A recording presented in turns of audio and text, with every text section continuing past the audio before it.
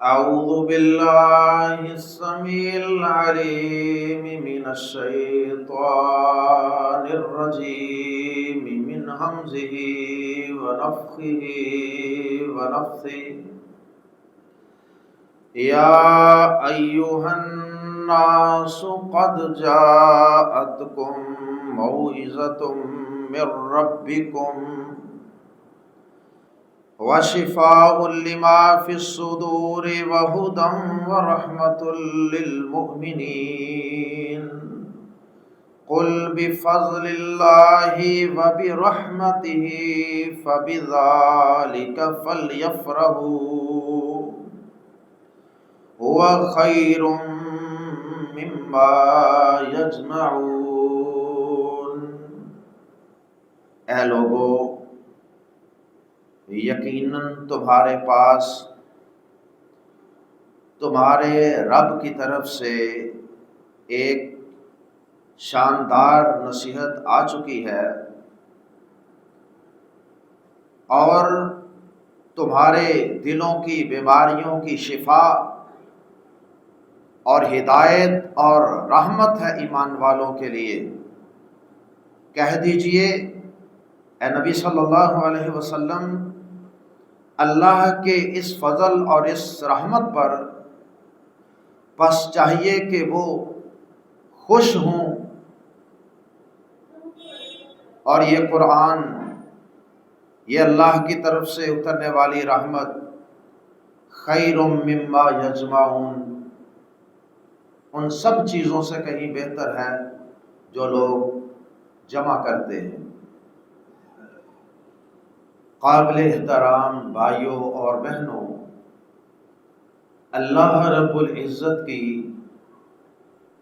اگرچہ ہم انسانوں پہ بے حد و حساب نعمتیں اور احسانات ہیں، کچھ نعمتوں کا تعلق ہماری دنیا کی زندگی کے ساتھ ہے۔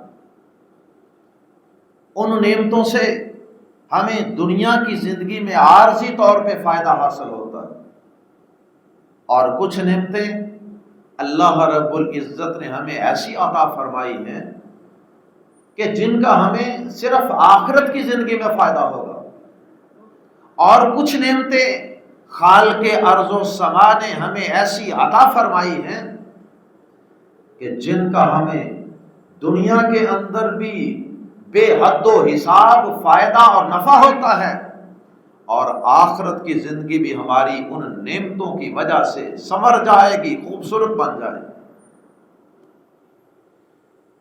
اور ایسی ہی نعمتیں جو دنیا اور آخرت دونوں زندگیوں کے لیے ہمارے لیے نفع بخش ہیں، فائدہ مند ہیں، ان نعمتوں میں سے ایک نعمت ہے اللہ کی طرف سے ہمیں اس قرآن مجید کا، کتاب مبین کا مل جانا۔ یہ کتاب حکیم قرآن مجید اللہ رب العزت کی آخری آسمانی اور الہامی کتاب ہے۔ اللہ رب العزت نے اس کے بعد آسمان سے انسانوں کے لیے کوئی پیغام نازل نہیں کرنا، آخری پیغام ہے، لاسٹ میسج آف اللہ ہے فار ہیومینٹی، اور آخری پیغام بڑا اہم ہوا کرتا ہے۔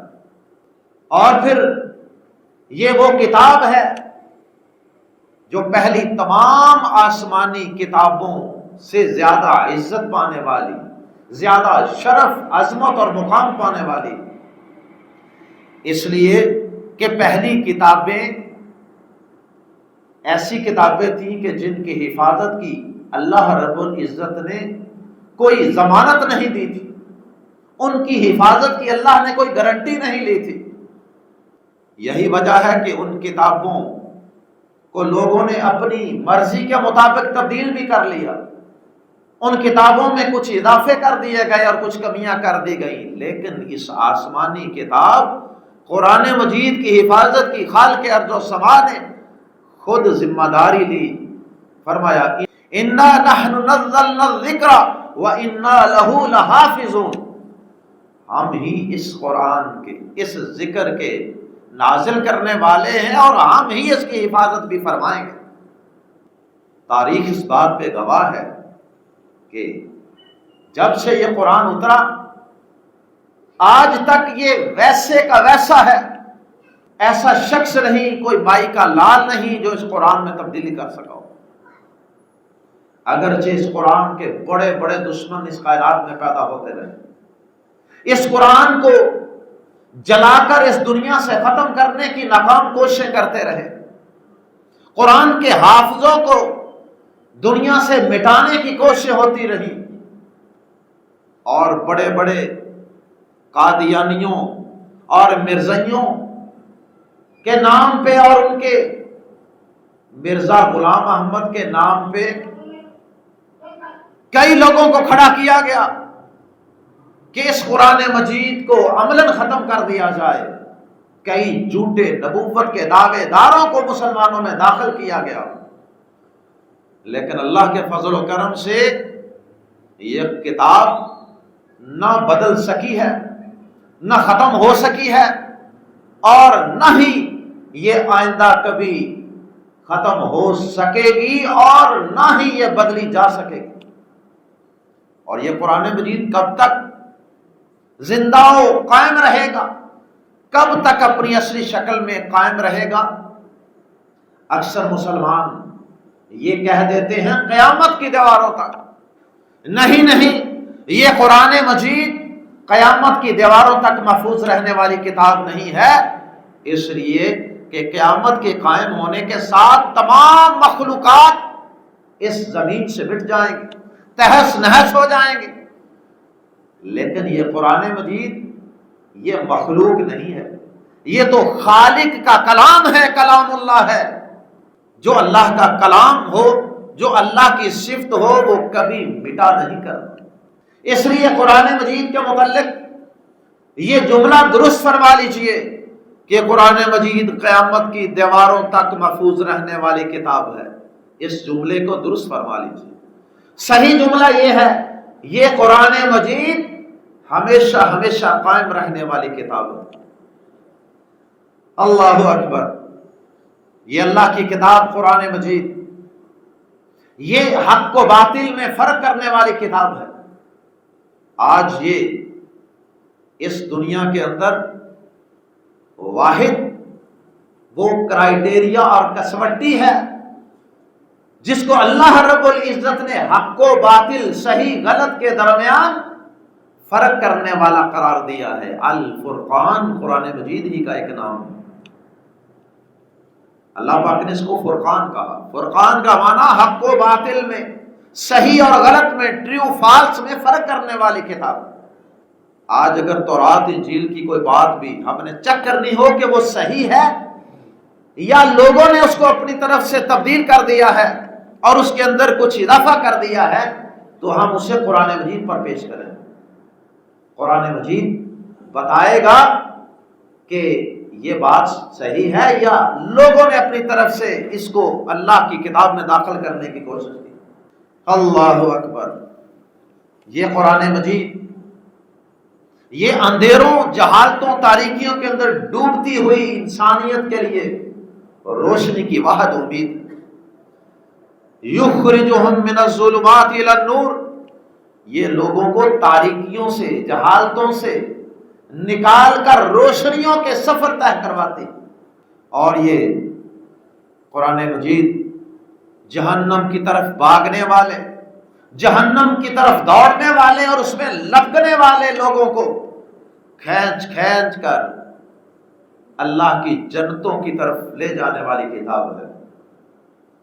اور یہ قرآن مجید صرف اپنوں کو، ایمان والوں کو، مسلمانوں کو ہی ہدایت نہیں دیتی، یہ تمام انسانیت کو ہدایت دیتی ہے۔ ہدی للناس، چاہے کوئی مومن ہے، کوئی مسلمان ہے، کوئی منافق ہے، کوئی کافر ہے، یہودی، عیسائی، سکھ ہے، کچھ بھی ہے، قرآن مجید کے اندر اس کے لیے رہنمائی کا سامان موجود ہے۔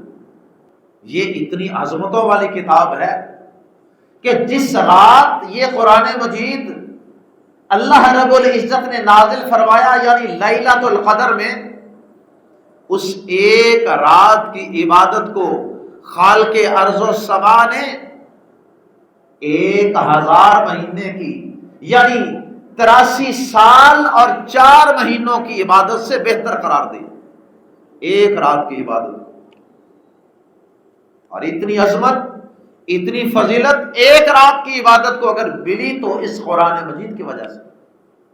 آج دنیا کی واحد کتاب ہے، واحد کتاب ہے کہ جس کو زبانی یاد کرنے والے لوگوں کی تعداد لاکھوں میں، اور مسلمان ملکوں میں اور بطور خاص ہمارے پاکستان اور اس کے قرب و جوار کے جو ممالک ہیں، ان کے اندر تو شاید ہی کوئی ایسا خاندان، کوئی ایسی گلی، کوئی ایسا محلہ آپ کو ملے جہاں آپ کو قرآن مجید کے کئی حافظ نہ مل جائے۔ دنیا کی کوئی کتاب ہے تو دکھا دیں جس کو زبانی یاد کرنے والے لوگوں کی تعداد اتنی زیادہ موجود ہو۔ بلکہ آپ کو پہلی آسمانی کتابوں کو زبانی یاد کرنے والے لوگ شاید پوری دنیا میں سے شاید کوئی اکا دکا، کوئی انگلیوں پر گنے جانے والے چند لوگ مل سکیں، اور ممکن ہے کہ وہ بھی نہ مل سکیں۔ اللہ اکبر! یہ اس قرآن مجید کی فضیلت، اس کی عظمت کو واضح کرنے والی باتیں، اور کتنے ہی افسوس کی بات ہے جو اتنی فضیلتوں والی کتاب ہے، اتنی عظمتوں والا خزانہ ہے اور اللہ کی نعمت ہے، اس نعمت کی ہم مسلمانوں کو کوئی قدر ہی نہیں۔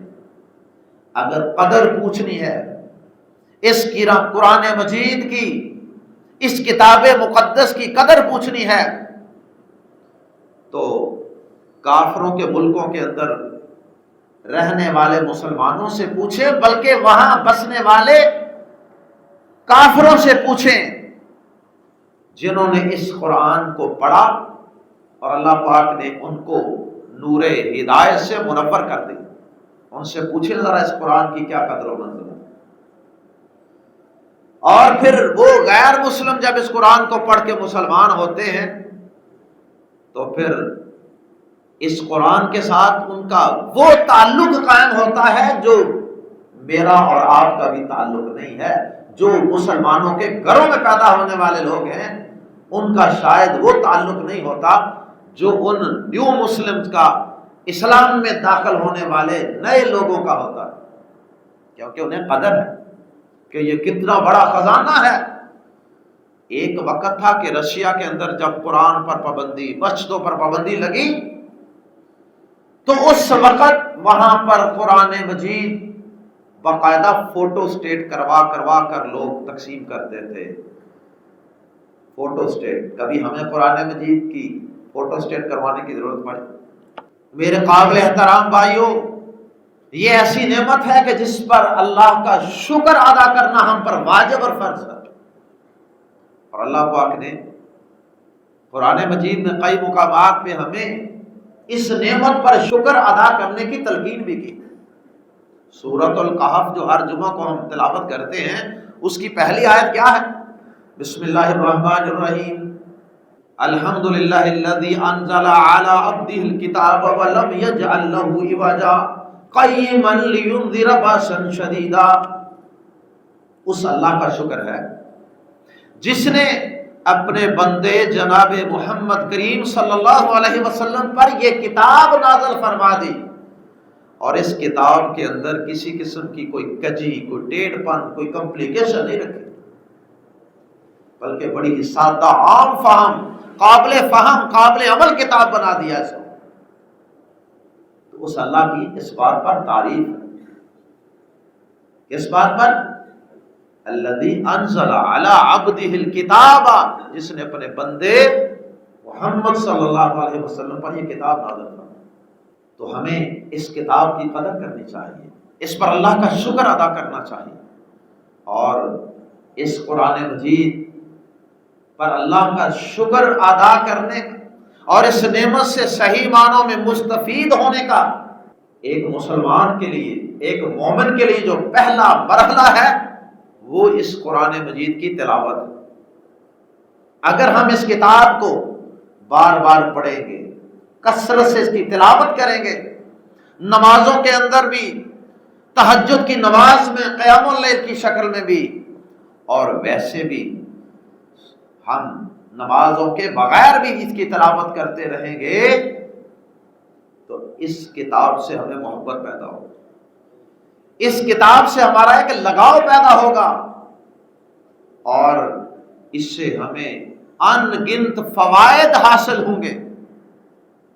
صاف سی بات ہے کہ اللہ کا کلام، جو اللہ کا کلام ہے، جو اللہ کی گفتگو ہے، اس کی تلاوت کرنے سے انسان کو فائدہ نہ ہو، یہ کس طرح ممکن ہے؟ آج ہم بڑے بڑے مذہبی رہنماؤں کے پیچھے بھاگتے ہیں، پیروں فقیروں کے پیچھے، تعویذ دینے والوں کے پیچھے، ٹوٹکے اور وظیفے بتانے والوں کے پیچھے بھاگتے ہیں، اور یہ بھول جاتے ہیں کہ اتنا عظیم خزانہ اللہ کا کلام، یہ اللہ نے ہمیں یہ نسخہ دیا ہے، اگر ہم اس کو پڑھیں گے تو یہ تعویذ کا کام بھی کرے۔ تعویذ کا مطلب ہوتا ہے شیطان سے بچاؤ حاصل کرنا، تعوذ کا بھی یہی معنی ہے، تعویذ کا بھی یہی معنی ہے۔ قرآن پڑھیں گے، سب سے پہلے تعوذ پڑھیں گے، قرآن پڑھنے سے ہمیں اللہ کی پناہ حاصل ہوگی، برائیوں سے، گناہوں سے، شیطانوں سے، جنات سے، جادو سے۔ اس قرآن مجید کو اللہ پاک نے ایمان والوں کے لیے شفاء لما فی الصدور بھی کہا ہے، کہ یہ قرآن سینوں کے اندر جو بیماریاں ہوتی ہیں نا، سینوں میں شرک ہوتا ہے، سینوں میں کفر ہوتا ہے، سینوں میں بغض ہوتا ہے، سینوں میں حسد ہوتا ہے، سینوں میں قدورت ہوتی ہے، سینوں میں نفاق اور منافقت ہوتی ہے، جتنی بھی بیماریاں سینوں کے اندر انسان کے ہوتی ہیں، یہ قرآن ان سب بیماریوں سے شفا کا ذریعہ۔ اور پھر اللہ پاک نے اس کو ایمان والوں کے لیے رحمت قرار دیا ہے، اور پھر اللہ رب العزت نے اسے ایمان والوں پر اللہ کا فضل قرار دیا ہے۔ اور پھر اللہ پاک نے جو آغاز میں آیات میں نے سورہ یونس کی تلاوت کی، ان میں اللہ پاک نے ایمان والوں کو اس نعمت پر خوش ہونے کا حکم دیا ہے۔ فَلْيَفْرَحُوا، بس چاہیے کہ اس نعمت کے ملنے پر ایمان والے خوش، مسرت اور خوشی محسوس کریں۔ سینوں کی بیماریوں کی شفا اس میں ہے، اللہ کی رحمت کا نزول قرآن میں ہے، اور اللہ کے فضل کا نازل ہونا اس قرآن کی تلاوت کی بدولت ہے، اور ایمان والوں کی مسرت اور خوشی کا پیغام اس قرآن میں ہے۔ اور دنیا کی جتنی نعمتیں ہم جمع کرتے ہیں، مال ہے، دولت ہے، سٹیٹس ہے، چودراہتے ہیں، اور اسی طرح بڑی بڑی کوٹھیاں، کاریں، بنگلے، فیکٹریاں، مکانات، جو کچھ بھی دنیا کی نعمتیں ہم جمع کرتے ہیں، جس کے پیچھے دنیا کے لوگ بھاگ رہے ہیں، ان سب نعمتوں سے اللہ پاک فرماتے ہیں یہ قرآن، اس کی تلاوت، اس پر ایمان اور اس پر عمل، یہ ساری نعمتیں ان دنیا کی تمام نعمتوں سے کہیں بہتر۔ اس قرآن مجید کو اللہ رب العزت نے ہمارے لیے قیامت کے دن شفاعت اور سفارش کا ذریعہ بنا دیا۔ پیارے نبی صلی اللہ علیہ وسلم کا فرمان ہے صحیح مسلم میں، آپ نے فرمایا اقرأوا القرآن فإنه يأتي يوم القیامة شفیعا لأصحابہ۔ لوگوں، قرآن کی تلاوت کثرت سے کیا کرو، اس لیے کہ یہ قرآن کل قیامت کے دن اپنے پڑھنے والوں کے لیے سفارش کا پیغام لے کر اللہ کی عدالت میں کھڑا ہوگا۔ سورہ ملک جس کی 30 آیات ہیں، 30 آیات، اللہ کے پیارے نبی صلی اللہ علیہ وسلم فرماتے ہیں قرآن مجید کے اندر ایک سورت ہے جس کی 30 آیات ہیں، 30 آیات، بسم اللہ شامل کر کے 30 آیات بنتی ہیں۔ فرمایا یہ سورت کل قیامت کے دن اللہ کے دربار میں کھڑی ہوگی، اور یقیناً یہ اللہ کے حکم اور اس کی مرضی سے ہی کھڑی ہوگی۔ یہ 30 چھوٹی چھوٹی آیات پر مبنی سورت جس کی تلاوت پہ 5 منٹ لگتے ہیں، فرمایا کہ یہ قیامت کے دن اللہ کی عدالت میں کھڑی ہوگی اور اپنے پڑھنے والوں کی طرف سے اللہ کی عدالت میں جھگڑا کرے گی، دلائل پیش کرے گی، سفارش کرے گی، حتی یغفر لہ، یہاں تک کہ اس کو پڑھنے والے شخص کو اللہ تعالیٰ معاف فرما دے۔ یہ ایک صورت ہے چھوٹی سی۔ پیارے نبی صلی اللہ علیہ وسلم جب تک سورۃ الملک کی اور چند دیگر صورتوں کی جب تک تلاوت نہیں فرما لیتے تھے، اب سوتے نہیں تھے۔ ہر روز سونے سے پہلے سورۃ الملک کی تلاوت کو معمول بنائیں۔ پیارے نبی صلی اللہ علیہ وسلم سورہ سجدہ، سورہ بنی اسرائیل، سورہ ملک اور بھی کئی صورتوں کی تلاوت کرتے تھے۔ ان میں سے کوئی ایک یا کوئی دو صورتیں، کچھ نہ کچھ تو ہم پڑھیں روزانہ سونے سے پہلے۔ افسوس کہ میں اور آپ سونے سے پہلے بھی موبائل کے ساتھ لگے رہتے ہیں، اور سونے کے بعد بیدار ہوتے بھی سب سے پہلے موبائل کے میسج پڑھتے ہیں، واٹس ایپ دیکھتے ہیں، فیس بک چیک کرتے ہیں۔ کتنی ہی خوبصورت اور اچھی عادت ہے، اگر اللہ ہمیں اس کی توفیق دے دے کہ ہم رات کو جب سو رہے ہوں، اپنے بستر پہ لیٹے ہوں، تو ہماری زبان پہ قرآن مجید کی تلاوت جاری ہو۔ اور اگر اسی حالت میں موت آ گئی، رات کو سوئے اگر موت آ گئی، تو انشاءاللہ کل قیامت کے دن جب اللہ کی عدالت میں پیش ہوں گے، قبر سے نکل کر میدان محشر میں آ رہے ہوں گے، تو اس وقت ہم قرآن کی تلاوت ہی کر رہے ہوں۔ پیارے نبی صلی اللہ علیہ وسلم نے سورۃ الکہف کی فضیلت بیان کرتے ہوئے فرمایا، امام حاکم رحمہ اللہ نے اس کو بیان کیا اور صحیح قرار دیا، فرمایا کہ جو شخص جمعہ کے دن سورۃ الکہف کی تلاوت کرتا ہے، اللہ پاک اس جمعے سے لے کر اگلے جمعے تک، یہ جو پورا ویک ہے 7 دنوں کا، فرمایا اللہ پاک اس کے لیے ایک خاص قسم کا نور ہدایت اور روشنی پیدا کر دیتے ہیں۔ اللہ اسے جہالتوں سے، تاریکیوں سے، گمراہیوں سے نکال کر ایک خاص قسم کی روشنی اور روحانیت عطا کر دیتے ہیں۔ ہر جمعے کے دن سورۃ الکہف کی تلاوت کو معمول بنائیں، بلکہ ہر روز قرآن مجید کا کچھ نہ کچھ حصہ ضرور تلاوت کریں۔ قرآن مجید کو سمجھ کر پڑھنا اگرچہ فرض اور لازمی ہے ہر مسلمان کے لیے، لیکن اس کا یہ مطلب ہرگز نہیں کہ جب تک انسان کو ترجمہ قرآن مجید کا ترجمہ سمجھ نہیں آتا، اتنی دیر تک اس کی تلاوت سے بھی آدمی محروم ہو جائے۔ تو تلاوت پہلا مرحلہ ہے۔ اگر ابھی قرآن مجید پورا آپ کو سمجھ کر پڑھنا نہیں بھی آتا، سمجھنے کی کوشش بھی جاری رکھیں، لیکن اس کے ساتھ ساتھ تلاوت بھی جاری رکھیں۔ تلاوت سے محبت پیدا ہوگی اور انشاءاللہ سمجھنے کی توفیق بھی ملے گی۔ پیارے نبی صلی اللہ علیہ وسلم نے فرمایا کہ 2 شخص ایسے ہیں، لا حسد الا علی اثنتین، فرمایا کہ 2 چیزیں ایسی ہیں یا 2 قسم کے لوگ ایسے ہیں جن پر رشک کرنا جائز ہے، کہ یا اللہ یہ چیز مجھے بھی ملے، یہ چیز مجھے بھی ملے۔ فرمایا کہ رجل آتاہ اللہ الکتاب وقام بہ آناء اللیل، ان میں سے ایک وہ شخص ہے جسے اللہ نے اپنی کتاب کی نعمت عطا فرمائی، اس کے ساتھ لگاؤ عطا کیا، اور پھر وہ اس کتاب کے ساتھ رات کی گھڑیوں میں اللہ کے سامنے مصلی پہ کھڑا ہو کر قیام کرتا، اس کے اندر قرآن کی تلاوت کرتا۔ اور دوسرا وہ شخص جسے اللہ نے بہت زیادہ مال عطا کیا ہے اور وہ اسے اعلانیہ پوشیدہ دن رات اللہ کی رضا کے لیے اللہ کی راہ میں خرچ کرتا ہے۔ اللہم اجعلنا منہ۔ پیارے نبی صلی اللہ علیہ وسلم نے فرمایا، صحیح مسلم میں حدیث ہے، آپ نے فرمایا کہ کوئی بھی قوم، کوئی بھی لوگ جب اللہ کے گھروں میں سے کسی گھر میں جمع ہوتے ہیں، ان کا مقصد یہ ہوتا ہے کہ وہ اللہ کے گھر میں جمع ہو کر یتلون کتاب اللہ ویتدارسون بہ، کہ وہ اللہ کے گھروں میں جمع ہوتے ہیں اللہ کی کتاب کی تلاوت کرنے کے لیے اور اس کو ایک دوسرے کو سیکھنے سکھانے کے لیے۔ فرمایا کہ